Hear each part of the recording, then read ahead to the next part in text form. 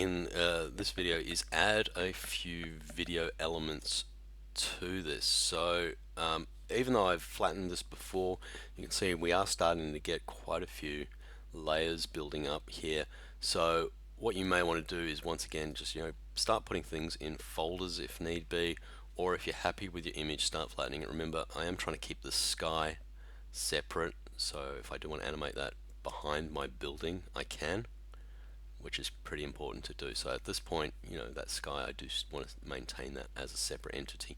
But there's my neon sign with the wiring, and it's got all its individual parts in there, and then I've got my group folder with all of that. But if you're happy with all that, you can literally merge that group into a single entity, which I'm going to do just to try and keep all this down to some basics. Great. So let's add some animation to this. Big one is an animation isn't always necessary, but it does add a nice little extra bit to your matte paintings, particularly if it's for film. A little bit of motion does help. Now I've got some exhaust assets here. Let's see if I can find the one that I want to use. Zip through.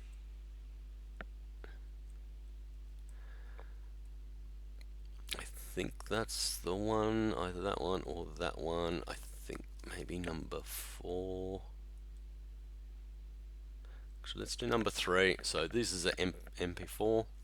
Again, you can get your own assets for this, or you can, if you're tricky, you can find other ways.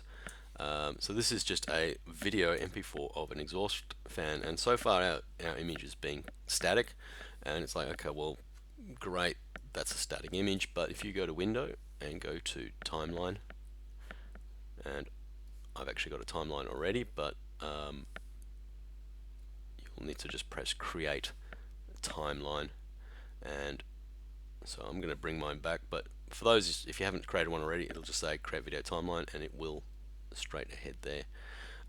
By default, 5 seconds is how long your standard timeline will be. So everything that is a static image layer will be by default 5 seconds. So there it is there. And you can adjust things like frame rate and stuff like that. You go to the menu here, and you can go to set timeline frame rate. So if you are working with a specific time frame rate, you can change it here, or you can manually type it in here. At the moment, I'm going to drop mine down to 24 frames per second, just to try and save a bit of processing power. That's the only reason.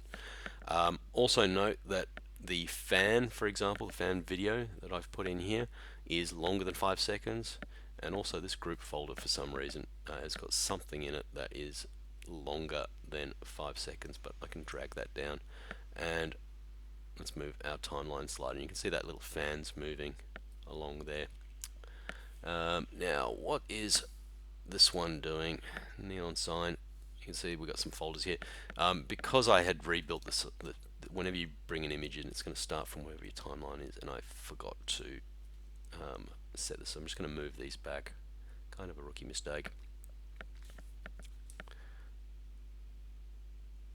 And other really big thing to remember is we are dealing now with video, so do get your image down to the size it needs to be, and also see if you can have a look at getting rid of any unnecessary folders of image files at this point. So compressing things down to a single JPEG is pretty important, rather than having like 1,000 layers and stuff like that. I'm also going to trim down the exhaust, so I've just got everything down to 5 seconds at the moment, and I could compress this down more, but for the most part that's fine.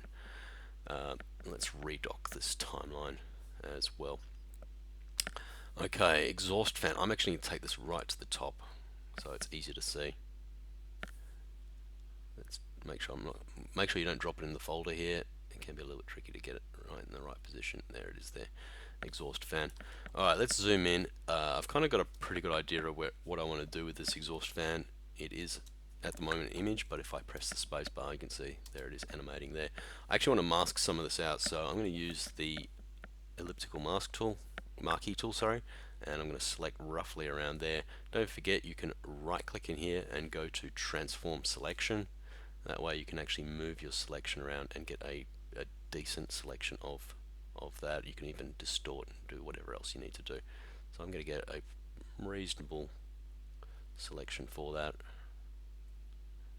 like so, and apply that. So now I've just got that elliptical thing there, and I'm going to hit that mask key to mask out my shape. And if it's not working for you, you can readjust that mask at any point. But for now, I'm actually going to stick with that. I'm hoping that the size will be relatively small. Let's do a quick color adjustment. So image adjust. Let's make sure we're on the layer as well. Whoop. I am using a Wacom and that's not working for me right now. So gotta love Wacoms, but occasionally you will get some weird funky things happening when you're just trying to move things around. So switching back to the mouse.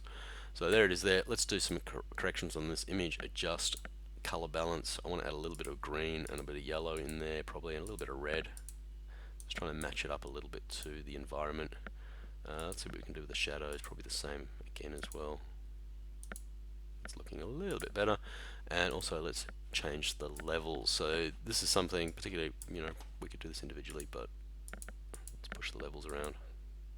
See if we can get that going. I might do a real quick readjustment of that mask. So let's select transform selection. Let's go to distort, and I'm just going to see if I can get a little bit closer to that shape. There's a few just a little niggling things that sort of, I'm thinking probably a little bit close to there. And let's apply that selection. Let's go to our mask. I'm going to inverse that select. Don't forget Shift Command or Shift Control I to inverse. I'm going to go my brush, got a black brush selected, and I'm just going to paint on that mask. So I'm just hiding that area. Let's deselect. Let's actually shift that. There we go. That's kind of working. Probably could use a little bit more finessing, but for now that is fine. And let's see if I can find some placement for this. So I'm going to go to my move tool. I'm going to put one over here just as a spare one. I'm going to press Alt to duplicate this layer, or you can right click duplicate or drag it down, but with the move tool, Alt brings up the white area, and this allows us to move that into place. I'm going to hit transform. I'm going to flip this. I think this is going to work better over here, like so. And let's see if we can find a good location for that. Looking a little bit like the Death Star. While I'm here, I'm going to do a slight distort on that. See if I can get that to look like it kind of fits in place. Something like that kind of works for me. There we go. And once again, bring your timeline back to 0, otherwise when you duplicate stuff it could get a little bit tricky. Let's do one, say, over here. Let's do a transform. Let's do a distort on that one. I do tend to use distort more than perspective. Perspective kind of limits you in what it can actually give you perspective of. Because distort just allows you to grab each corner individually and stuff like that.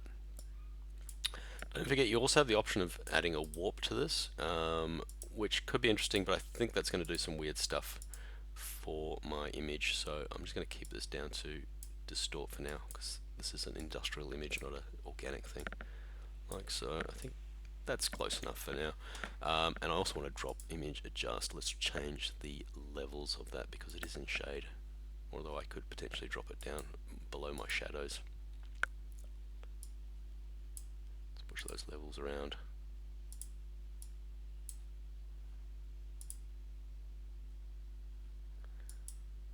And let's drop the white areas down as well. Nice. And let's do one more. I'm going to grab this one again and let's duplicate him. I'm going to transform and flip him horizontally. So Command Control T, flip horizontally. Let's do a distort once again, and let's see if we can find a nice little location for this guy here. Might not work, but we might be able to suggest that he's sort of still in frame. Zoom in. See what we can get away with, I say. Alright, that's kind of working, but it's kind of not as well. But I'm going to jump into the mask here and let's just do a little correction on that. So I'm just going to select the areas that I want to hide, select on the mask, and let's just brush those out. So it's just hiding behind that post a little bit. Nice. Let's have a hit the space bar. There we go. We've got our little fans rotating, and that kind of works. It's kind of interesting. I suppose realistically I should have some on the background, but let's see what works for that. These little areas down the bottom here.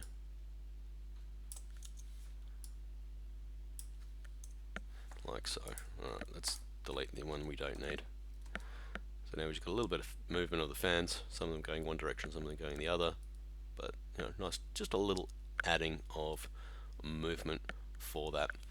So there it goes, we've just added a little bit of movement there. Next what I'm going to have a look at is adding some cloud movement, adding some smoke and that kind of stuff, and then we can see if we can just tie a little bit of glowing neon signs and also do a nighttime variation.